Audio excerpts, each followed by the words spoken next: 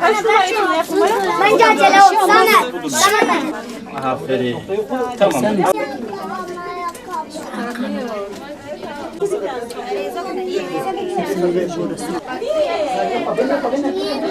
Bunun üzerine şey yapmayı tamamlayabilir misiniz?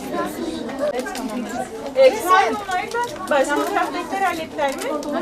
O diğer üstü de verdiniz mi? Tamam. Sizinkiler de tamam. Şimdi isminizi alalım, ayakkabılarınızı verin. Bismillahirrahmanirrahim.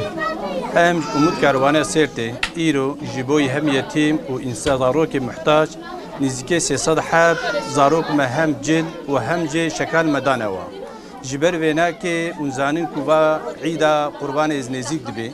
Ev îda ha mübarek ji bo yî ku keyfa va zaroka were, ji bo yî ku ev ailê ha dilê wana ka xweş bibe, me jî arîkariya wa kir û özellikle jî ew kesê ku di vî îşê ha de bûne xêr û arîkar ji me re em di vê derê em selamê xwe hurmetê xwe ji we re dişênin. Ya di duwa jî em vê dibêjin vay pêşa me îda qurbanê tê. Îda qurbanê hûn zanin ki însanê feqîr û muhtaç ihtiyaciya we bi goşt heye.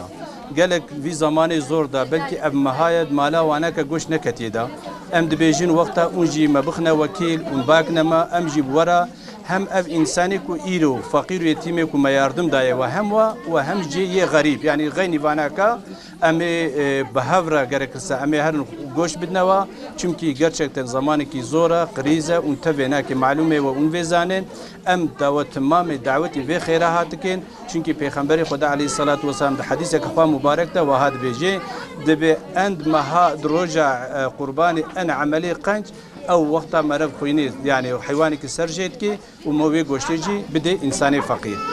Siirt Umut Kervanı Derneği olarak bugün yetim ve muhtaç çocuklarımızı toplam 350 çocuğumuzu giydirdik kız ve erkek olarak.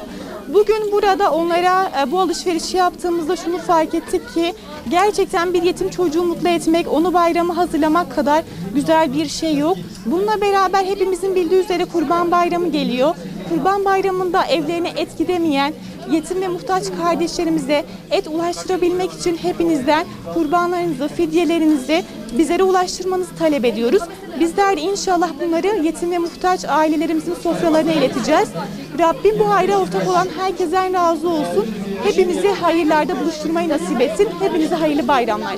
Sizin kızlara sizin kızlara tatil vermediler size. Devam et. Onları 3 tane.